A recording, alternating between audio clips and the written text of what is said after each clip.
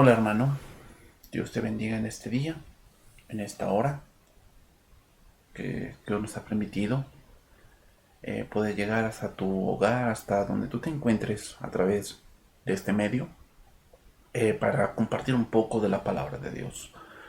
Vamos a comenzar y vamos a continuar con esta serie que vamos llevando, Los Milagros de Jesús, una serie donde vamos analizando algunos puntos importantes de los milagros de Jesús, no tanto así en analizarlos todos uno por uno, pero sí ir analizando desde otro punto el cómo los milagros de Jesús causaron gran impacto en su época y obviamente en esta época en que nosotros vivimos. Entonces, continuamos con este tema, controversias, parte número 3, que los milagros de Jesús causaron. Ya hemos visto dos puntos aquí y estamos en el punto de por qué los milagros de Jesús crearon controversia, ¿verdad? Ya hemos entrado a este punto y ya hemos visto dos puntos. Que estamos en este punto y ya hemos visto dos puntos que es la objeción de los legalistas religiosos, donde vemos que ellos acentuaban más en sus obras, en guardar ciertos días, en que minimizaban las obras de Dios porque no se adaptaban a lo que ellos pensaban. Y tenemos la segunda que vimos la semana pasada, que es la objeción de los escépticos religiosos. Y hemos aprendido algo aquí con estas dos cosas, hermanos, y es que cada ser humano tiene una manera de querer entender a Dios. Y ese es un problema muy grande, hermanos, porque al tratar de querer entender al Dios infinito con una mente finita, al no poder entender, que es obvio que no lo va a poder entender, llega a una conclusión falsa y es conclusiones como Dios no existe, como Dios no es sabio, como Dios no hace bien las cosas, como por qué a mí me pasa esto, por qué Dios no nos ama a todos, por qué no nos va bien a todos, por qué Dios nos destruye el mal. Razonamientos de esa magnitud, cuando el ser humano desde su comienzo está mal, tratando de entender lo infinito con lo finito. Y un ejemplo claro que vimos el día de la semana pasada fue los saduceos. Los saduceos trataban de entender la gloria de Dios, las obras de Dios y trataban de entender la resurrección de los muertos con una mentalidad terrenal. Y es obvio que Jesús les dice, están errando, están ignorando las escrituras, están ustedes leyendo mal, que es mucho de lo que muchas personas hoy en día hacen y es leer mal, leen mal las escrituras. Entonces, eh, hemos visto esas controversias, pero ahora vamos a pasar a otra controversia que es algo también de mucha importancia, que creo que hoy nos enfrentamos a esto, en la cual muchos hoy en día se escudan también, muchos ocupan esta parte de decir, es que yo no creo en esto porque no es científico, porque no me lo puedes comprobar. Entonces entramos al tema, la objeción de los científicos. Esto es lo que vamos a ver el día de hoy. La objeción de los científicos. Tal vez hemos visto algunas series policíacas, ¿no? Tal vez series como La Ley y el Orden, series como tal vez alguna abogacía, series tal vez de suspenso o alguna película, ¿verdad? De investigación, de suspenso, que vemos en esas series que buscan huellas digitales y que hacen una comparativa con una base de datos y que encuentran un cabello y encuentran sangre y encuentran una gota de sudor y encuentran un pedazo de uñas, ¿verdad? Y que lo hacen coincidir con una base de datos que tienen, entonces dan con el agresor, dan con el homicida, dan con la persona responsable de lo que están investigando. Pero hermanos, en la vida real, hay que decirlo así, y personas que me escuchan, en la vida real, de todos los casos que hay en el mundo, y me refiero al mundo porque pues, obviamente no sé, a lo mejor me estás viendo en otro país o tal vez en este país, México, pero la mayoría de casos no se resuelven así, ¿eh? O sea, esa es una métrica del cine, es una métrica de la pantalla grande, pero no es en sí, en la vida real, como se resuelven así las cosas. de que encuentran sangre y encuentran ADN y de pronto la hacen coincidir con alguien y de pronto ya dieron con él. Eso no es cierto. O sea, es muy cierto en algunos casos. De 10 casos, solamente 2 o 1 se resuelve de esa manera. Los demás casos no se resuelven así como lo vemos en la televisión. La cuestión es que muchos van por esa línea.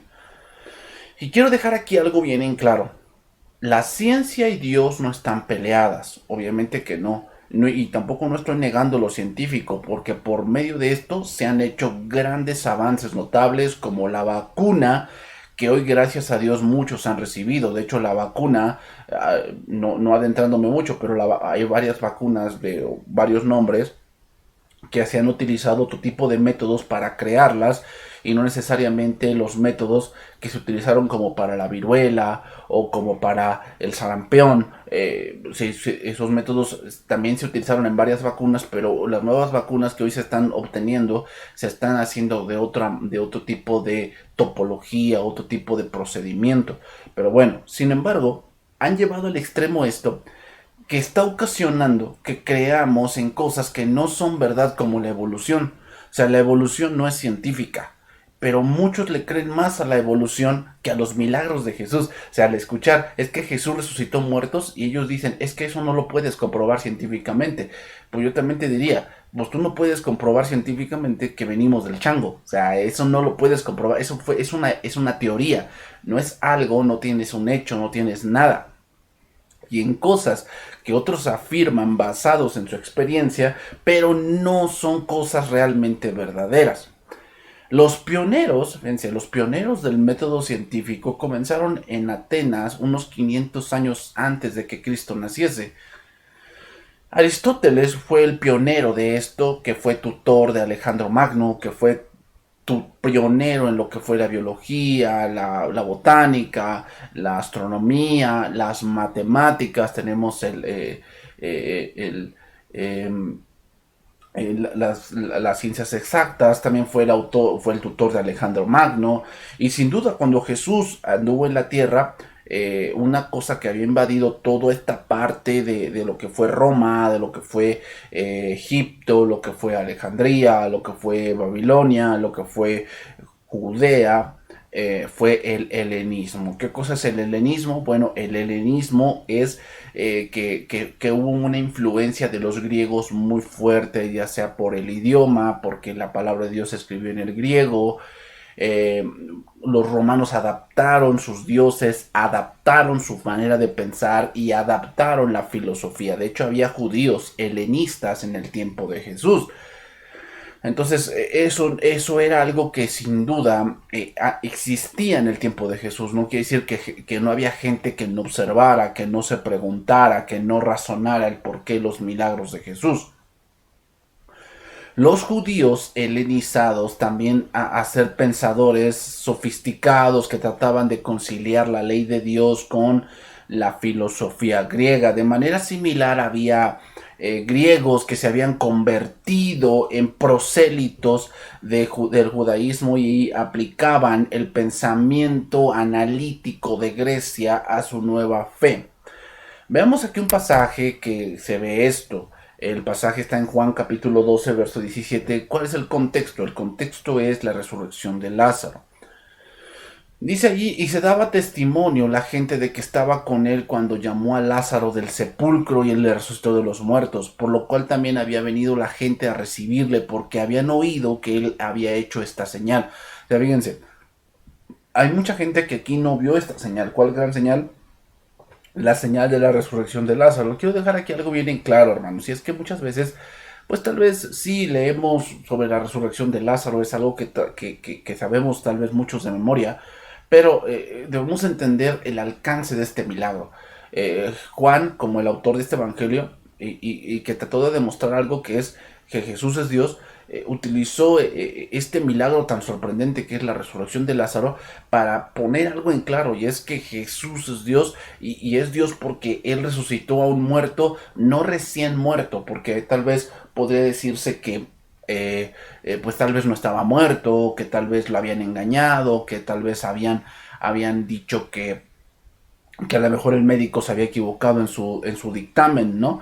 Pero no, era un muerto que ya llevaba días y ya estaba enterrado, o sea, era alguien que sin duda pues fue un milagro extraordinario, por lo cual este milagro se expandió por todas las regiones en donde Jesús visitaba, dice, pero los fariseos dijeron entre sí, ya ves que no conseguís nada, mirad, el mundo se va tras él.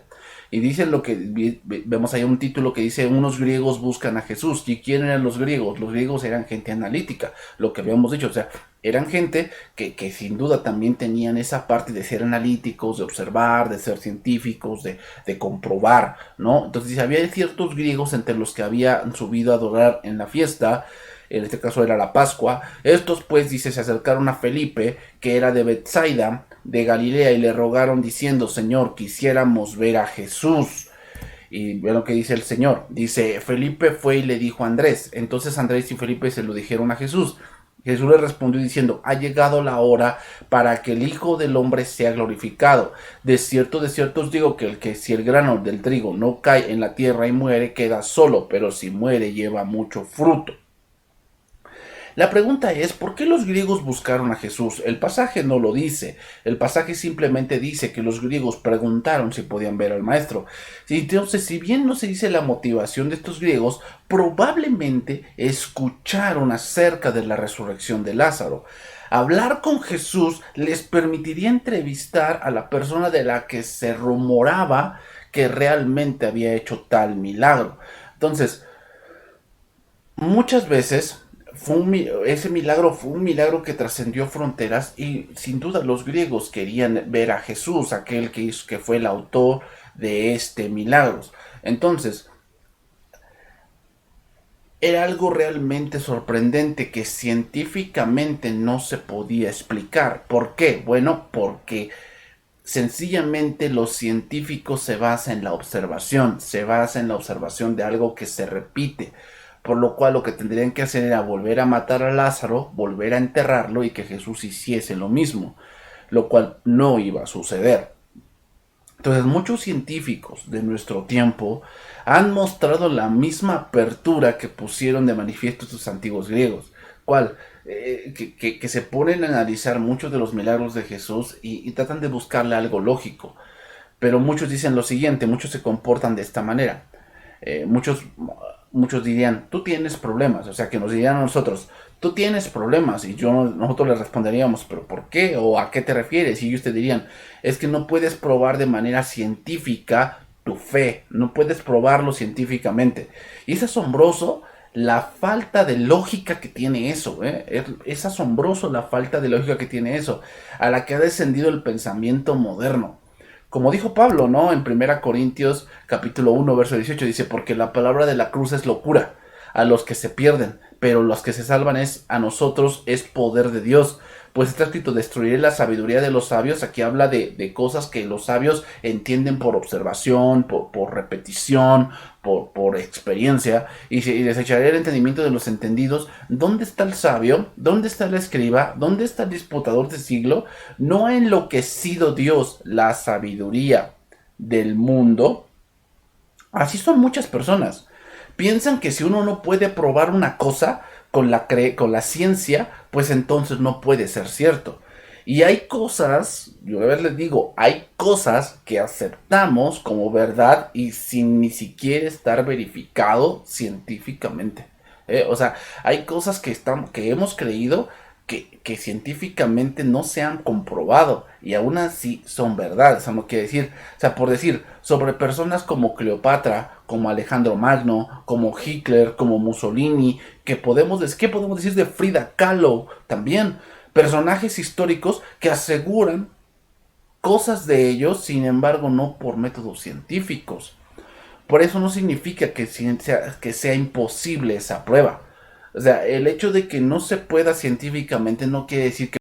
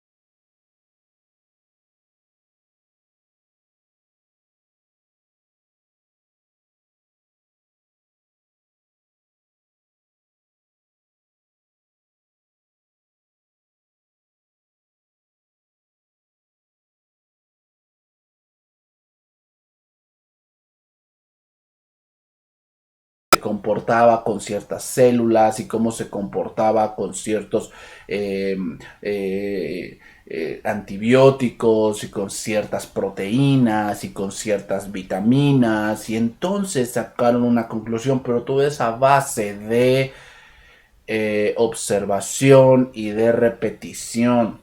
Entonces se crea una hipótesis y a base de la observación y de la repetición del fenómeno, entonces se comprueba o se desaprueba la hipótesis que uno tiene. Esa es la prueba científica.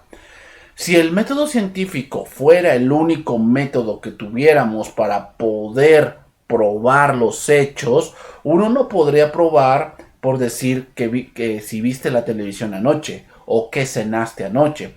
Si el método científico fuera el único método para que tuviéramos para poder probar los hechos, el método científico no podría comprobar por decir George Washington vivió. El método científico no puede responder eso. ¿Saben por qué? Bueno, porque tendrían que haberlo visto vivo y tendrían que haberle preguntado. Pero George Washington ya está muerto, entonces científicamente eso no me lo puedes comprobar. No me puedes comprobar si comiste o desayunaste ayer. Eso no me lo puedes comprobar científicamente. ¿Por qué?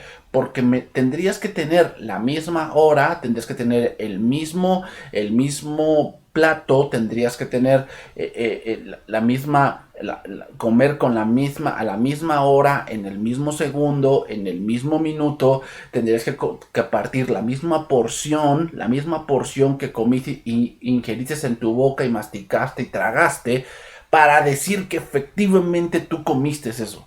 Eso no lo puedes comprobar científicamente. O sea, mucha gente se va por esto diciendo es que yo no creo porque científicamente no lo pueden comprobar. Mira, hay cosas que tú crees que científicamente ni siquiera están comprobadas y sin embargo las crees. O sea, mucha gente que hoy en día dice no, pues es que tal vacuna esto y el otro, y ni siquiera tienen pruebas físicas, ni siquiera tienen pruebas tangibles, simplemente se los dijo su vecina, se los dijo su comadre, su compadre, y de pronto lo creyeron, pero de ahí en fuera eso no tiene ninguna razón de ser.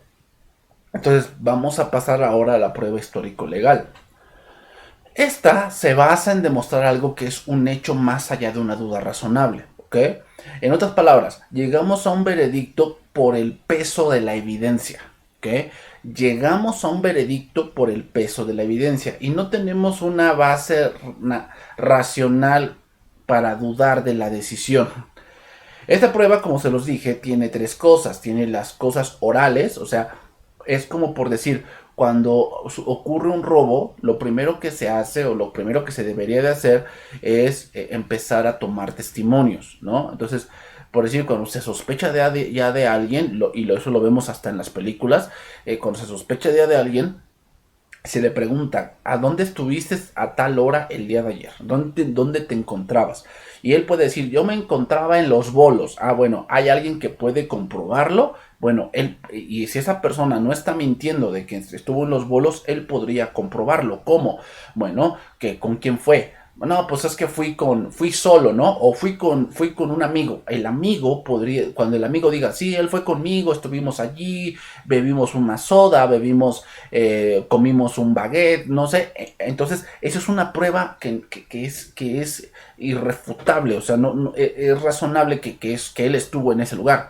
Entonces, primero se hacen las cosas legales y después vienen las cosas también escritas. ¿Qué cosas escritas? Bueno, ¿cómo se comprueba que él estuvo en Los Bolos? Bueno, tal vez a lo mejor tuvo un pago, ¿no? Hizo un pago, a lo mejor es miembro del club, a lo mejor ese lugar tiene una entrada digital, ¿no? Y se marca la entrada y la salida de las personas que son miembros de ese club. Ah, bueno, eso es escrito, eso se puede comprobar. Podemos ir a la computadora e imprimir una relación y entonces ahí va a aparecer el nombre. ¿Y cuáles son las pruebas tangibles? Bueno, las pruebas tangibles son como un arma, una bala, un cuaderno, efectivamente el lugar existe, que existe como se lo contaron, como lo narraron. Entonces, esta prueba determina los hechos y uno puede comprobar los hechos. Por decir, como lo dije, ¿cómo puedes comprobar? Por decir, ¿cómo puedes comprobar que si alguien dice, es que yo fui a cenar o yo fui a comer a un tal restaurante? Entonces, ¿cómo podemos comprobar eso? O sea, esa es tu palabra, eso es lo que tú puedes decir, pero científicamente no lo puedes comprobar. Ya lo dije. ¿Por qué no lo puedes comprobar? Porque tendrías que ir a ese restaurante a la misma hora, pasar, que te atienda la misma camarera, sentarte en el mismo lugar, sentarte con el mismo vestido, los mismos zapatos, que te sirvan el mismo plato, con la misma preparación, que el chef que te preparó te lo haga de nuevo, que comas de la misma manera. Eso científicamente no se puede comprobar. Pero ¿cómo se puede comprobar que fuiste a almorzar ayer? Ah, bueno. Se puede comprobar porque tal vez tus amigos te vieron allí, por el camarero que te vio, porque tienes el recibo de pago, ¿verdad? Tú dices, yo pagué con mi tarjeta de crédito y entonces aquí tengo la evidencia de que yo pagué esa comida a las 2, 3 de la tarde y aquí tengo el registro de que sí fue así. Ah, bueno, entonces cuando tenemos esas pruebas, ¿qué concluimos? Bueno, concluimos que efectivamente esta persona sí fue a ese lugar. Entonces, aquellos que dicen, es que científicamente no me lo puedes comprobar, pues es algo ilógico. Es algo ilógico, en verdad. O sea, es como si yo te preguntara que cómo me compruebas que existió la Segunda Guerra Mundial. Pues tendrías que repetirla para que yo me creyera o yo de verdad creyera en tu palabra de que en verdad hubo una Segunda Guerra Mundial. O sea, es inaudito lo que muchas gentes piensan o están razonando de esa manera. Es obvio que hubo una Segunda Guerra Mundial. ¿Por qué? Hay pruebas orales, o sea, hay soldados que dejaron pruebas, que hablaron de ellas, que estuvieron allí, que lo vivieron. Hay escritos, ¿verdad? Hay muchos documentales, hay películas, hay videos, ahí están los lugares donde cayeron las bombas. Existen bombas, hay pruebas tangibles, que hay tanques de esa época, hay aviones de esa época. Es más, hay bombas de esa época que no explotaron al caer y que siguen allí. Es más, hay búnkers donde se refugiaban los alemanes, donde se refugiaban los aliados, que existen. Por lo tanto, es innegable que hubo una Segunda Guerra Mundial. ¿Por qué? Por las pruebas histórico-legales. O sea, por eso les digo, hermanos, y por eso les digo a la gente que me está mirando, muy pocas cosas se comprueban científicamente, más la mayoría de las cosas se comprueban de esta manera, como las pruebas histórico-legales. Entonces, pasamos a este último versículo. 1 Corintios capítulo 15, verso 1. Además, dice ahí, os declaro, hermanos, el evangelio que os he predicado, el cual también recibisteis, en el cual también perseveráis, por el cual, asimismo, si retenéis la palabra que os he predicado, sois salvos, y si no creísteis en vano.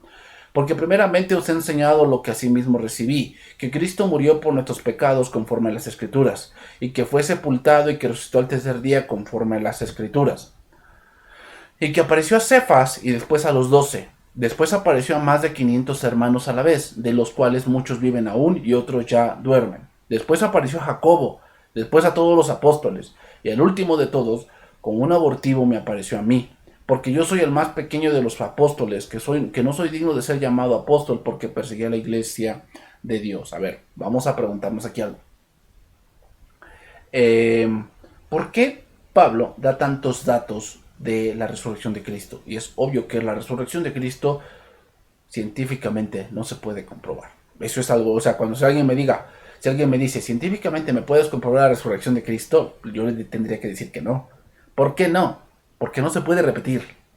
Es algo lógico, no lo podemos repetir. Es algo que fue una sola vez, que surgió una sola vez. Entonces si alguien me dijera, y si él me dijera, ah, bueno, entonces yo no creo por eso en eso, bueno, es como si yo te dijera, entonces, que compruébame que tú ayer dormiste. Y él me va a decir, no, pues es lógico que yo duermo. Eso no me suena lógico, es tu palabra.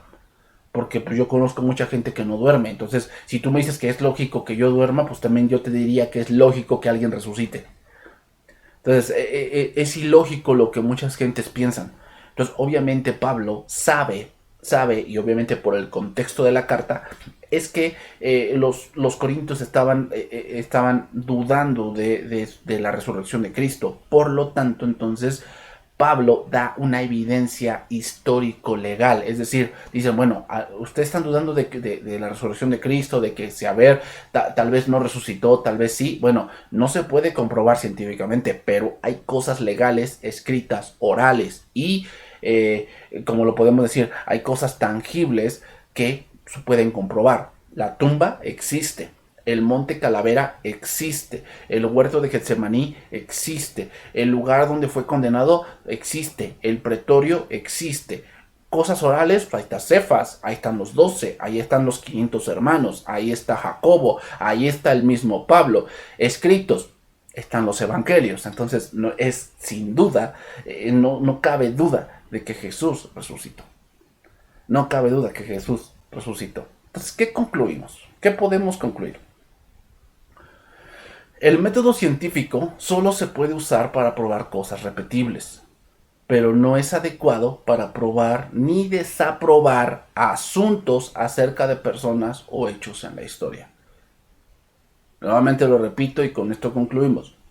El método científico solo se puede usar para probar cosas repetibles, pero no es adecuado para probar ni desaprobar asuntos acerca de personas o hechos de la historia. Para eso existe el método legal histórico o histórico legal. ¿Para qué existe eso? Bueno, para comprobar que efectivamente esas cosas ocurrieron. Que Dios te bendiga y nos vemos la siguiente cápsula. Bendiciones.